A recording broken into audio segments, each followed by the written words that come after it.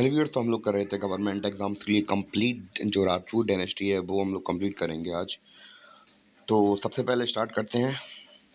Chauhans of Delhi and Ajmer also known as Chauhanas of Shakambhari. तो basically जो चौहान थे दिल्ली के और अजमेर के, उन्हें किस नाम से जाना जाता है? चौहान ऑफ साकम्बरी के नाम से जाना जाता है। यानी कि हम लोग बात करेंगे चौहान जो डायनेस्टी थी, मतलब ये चौहान लोग थे, ये कहाँ से आए थे? एक्चुअली ये लोग आए थे साकम्बरी से। तो ये अजमेर के ऊपर जे साउथ सॉरी नॉर्थ साइड में आप लोग जाएंगे तो वहाँ पे साकम्बरी पड़ती है। तो उस साइड पे ये लोग रूल वगैरह करते थे। तो वहीं के ये इन्हें चौहान का, इन्हें एक्चुअली नाम इनका चौहान नहीं, चौहान था, चौमानास था इनका नाम। और ये साकम्बरी, एक्चुअली ये लोग साकम्बरी थे। बाद में इनके जो मतलब पीढ़ी दर पीढ़ी आते गए, आगे बढ़ते गए, और बाद में इन्होंने दिल्ली वगैरह कब्जा कर लिया। तो फिर धीमे धीमे तब वहाँ से एक्सपेंड हुए थे ये लोग, और ruled over part of modern day Rajasthan and neighbouring areas in India. मतलब कि इन लोगों ने कहाँ कहाँ राज किया है? इन लोगों ने राजस्थान के ऊपर रूल वगैरह किया है, इसके आसपास पड़ोसी राज्यों में राज किया है इन्होंने। और इनका राजकाल 6 सेंचुरी से लेकर 12 सेंचुरी एडी में था, बीसी में नहीं था। बहुत से लोग एडी और बीसी में कंफ्यूज हो जाते हैं। तो यही यहाँ पे हिंदी वगैरह में लिखा है, तो आप लोग समझ लीजिए। तो अगर हम लोग राजपूत वंश की इनकी चौहान की बात करें, तो स्टार्टिंग किससे हुई थी? 51 एडी में जो राजपूत किंगडम से उनकी इस्टेब्लिशमेंट कितने की थी? वसुदेव ने की थी। और आखिरी रूलर हमारे कौन से? पृथ्वीराज चौहान लास्ट रूलर थे। उन्हें पता है कितनी बुरी तरीके से मारा गया था। इवन की बहुत सारी मूवीज़ वगैरह भी बनी हैं उनके ऊपर। तो इंट्रोडक्शन देखते हैं इसके बारे में, राजपूत किंगडम्स के बारे में। They believe to members of Agnivansh clan. यानी कि ऐसा माना जाता है कि जो राजपूत वंश है, या फिर हम लोग बात करें ये लोग किसके वंशज हैं? ये लोग हैं अग्निवंश, मतलब अग्निदेव के रिश्तेदार हैं, ऐसा कहा जाता है।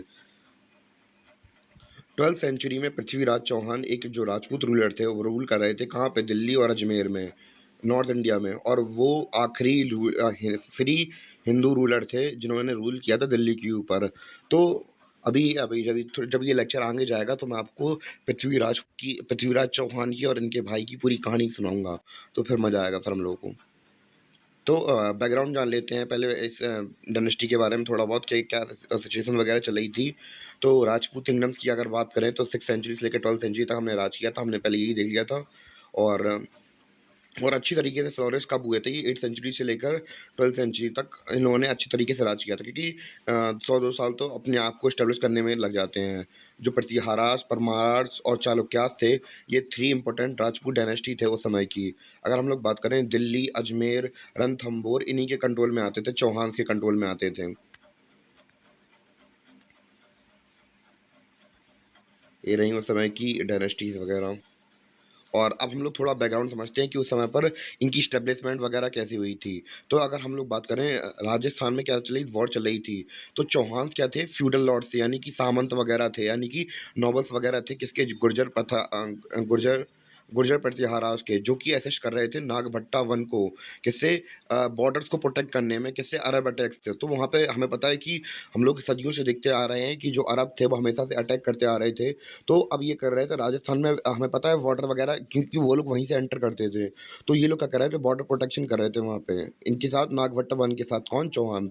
और चौहान हम लोग पहले बता दें कि कोई स्पेसिफिक कोई राजा वगैरह नहीं थे, ये लोग सावंत वगैरह थे, यानी कि फ्यूडल लॉर्ड्स वगैरह। या फिर हम लोग बात करें, बड़े बड़े जमींदार थे, पर किंग्स नहीं थे।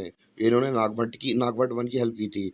तो जैसे ही अ, प्रतिहार राजा सिंहराज की मृत्यु के बाद उन्होंने स्वतंत्रता की घोषणा की। तो इन्होंने सम्राट जैसे ही हमारे मरे, मतलब राजा, जो कि जिनका नाम क्या था? सिमराज था। जैसे ही ये मरे तो इन्होंने अपने आप को इंडिपेंडेंट कर लिया। तो पहले समय में यही होता था कि मान चलिए कि मैं कहीं का किंग हूँ और मेरे अंडर में 50 लोग काम कर रहे हैं, और जैसे ही मैं मरूंगा वो लोग मेरे मरने का इंतजार कर रहे थे। मेरे बिहाफ पे सब लोग अपनी अपनी जगह पर राज कर रहे थे, क्योंकि मेरा एम्पायर बहुत बड़ा था। तो जैसे ही मेरी मृत्यु होगी तो जहाँ जहाँ वो लोग रूल कर रहे थे, वो अब भैया कहेंगे कि भैया जितने पड़ गए, अब खाली जगह है, कौन कौन राज कर, हम ही राज कर ले रहे हैं। तो ये यही होता है कि अपने आप को इंडिपेंडेंट कर लेते हैं, और फिर अपने आप को इंडिपेंडेंट कर लिया उन्होंने। और फिर बस कुछ नहीं, इंडिपेंडेंट जब हो गए तो फिर हो गए इंडिपेंडेंट, बन गए हम राजा फिर।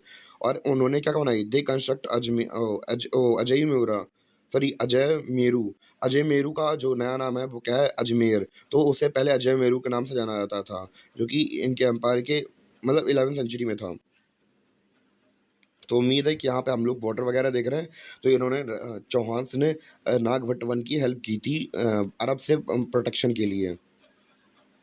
और 12वीं सदी में 12वीं सदी में उन्होंने ढिल्का यानी कि दिल्ली का जो पुराना नाम है ढिल्का, उसे छीन लिया था किससे? तोमर के साथ अटैक हुआ तोमर्स के साथ, और उन्होंने तोमर को हराया और फिर उसके बाद वहाँ पे अटैक करके वहाँ पे अपना राज्य स्थापित कर लिया, यानी कि कैपिटल भी चेंज कर ली थी उन्होंने फिर।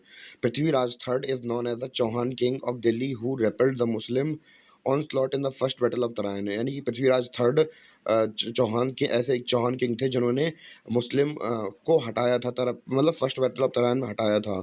और पर बाद में हम लोग अभी उन्हीं की कहानी के बारे में बात करेंगे। He was aided by armies from neighbouring Rajput kingdom, इन्हें हेल्प वगैरह मिली थी मतलब अपने पड़ोसियों राज्यों की मदद से इन्होंने जो मुस्लिम का अटैक था उन्हें हटा दिया था फर्स्ट बैटल ऑफ तराइन में, जो कि फर्स्ट बैटल ऑफ तराइन हुई थी 1191 में। The following year Prithviraj was beaten in second battle of Tarain. तो जैसा कि हमें पता है कि दूसरे युद्ध में जो पृथ्वीराज चौहान थे, पहले युद्ध में उन्होंने गौरी को छोड़ दिया था और दूसरी बार में जब वो आया तो इन्हें मार दिया गया। और इसी प्रकार जो स्लेव डायनेस्टी थी उसकी स्टेब्लिशमेंट हो गई यहाँ पे। और जो स्टेब्लिशमेंट हुई तो गौरी ने अपना जो गुलाम था कुतुबुद्दीन ऐबक, तो उसे क्या बना दिया? सुल्तान बना दिया। और बाद में ही हम लोगों ने देखेंगे स्लेव डायनेस्टी वहीं से स्टार्ट हो जाएगी। और अगर हम लोग बात करें कि हाँ, अब इनकी थोड़ी बात कर लेते हैं, किसकी? पृथ्वीराज चौहान की। और इन्हें कैसे-कैसे दिल्ली की गद्दी मिली और कैसे-कैसे ये अजमेर के राजा थे। तो सबसे पहले हम लोग बात करें तो यहाँ पे हमने ये एरिया बना दिया है, तो ये एरिया है किसका? अजमेर का। और ये एरिया है दिल्ली, और ये है कन्नौज। तो मान चलिए दिल्ली में जो दिल्ली के राजा थे उनकी 2 बेटियाँ थीं। तो जो हम लोग बात करें 2 बेटियाँ थीं, तो एक बेटी की शादी इन्होंने कन्नौज करा दी थी, कन्नौज के महाराजा के साथ, और एक की अजमेर के साथ। तो मान चलिए कि अजमेर के जो राजा थे कौन? हमारे पृथ्वीराज चौहान, और जो कन्नौज के राजा थे जयचंद्र। तो ये दोनों कज़न ब्रदर्स थे, यानी कि मौसी-मौसी के लड़के थे। पर जो अजमेर के राजा पृथ्वीराज चौहान थे, इनकी उम्र बहुत कम थी। ये मैं कहानी बता रहा हूँ काफ़ी, क्योंकि बहुत बार हिस्ट्री में लोगों के व्यूज़ वगैरह अलग होते हैं। तो इंटरनेट पे जाइए तो आप लोगों को यही वाली स्टोरी मिलेगी।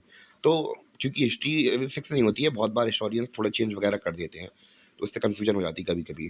तो मैंने भी ये स्टोरी कहीं न कहीं से सुनी होगी या फिर कहीं न कहीं अलग-अलग किताबों से पढ़ी होगी।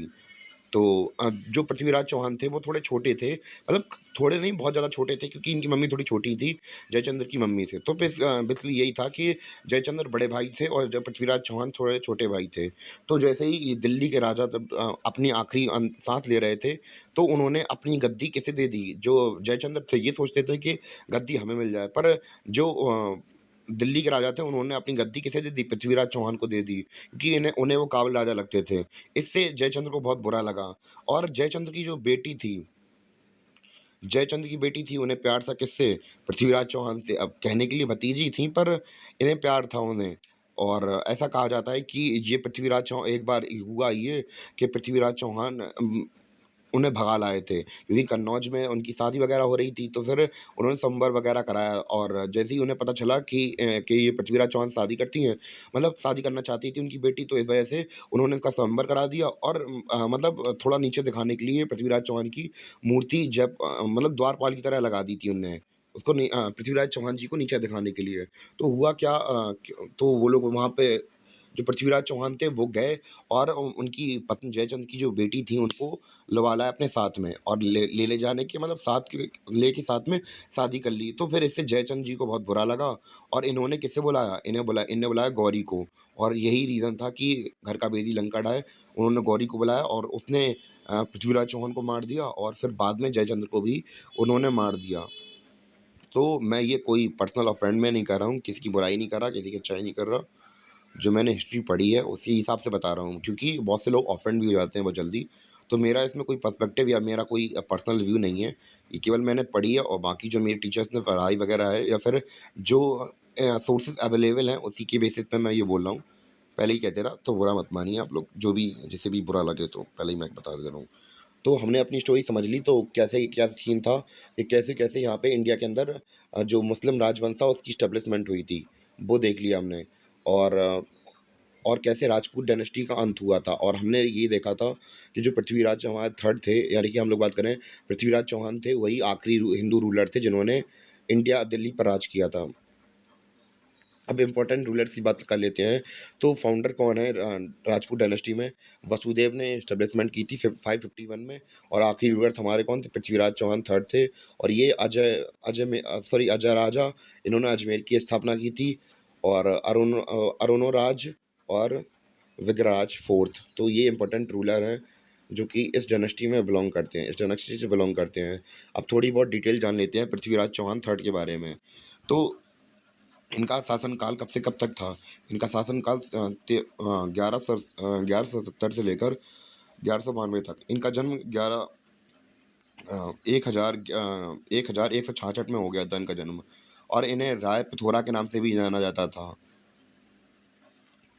और वह मतलब ये 11 साल की उम्र में इन्होंने अपने पिता की मृत्यु के बाद सिंहासन संभाल लिया था। मतलब एक तरीके से कहा जाए तो 16 साल की मृत्यु, मतलब 16 साल के हो गए थे उसके बाद। अब मान लीजिए चलिए हम लोग जब 10th 11th क्लास में होते हैं तब इन्हें दिल्ली वहाँ का राजा बना दिया गया था।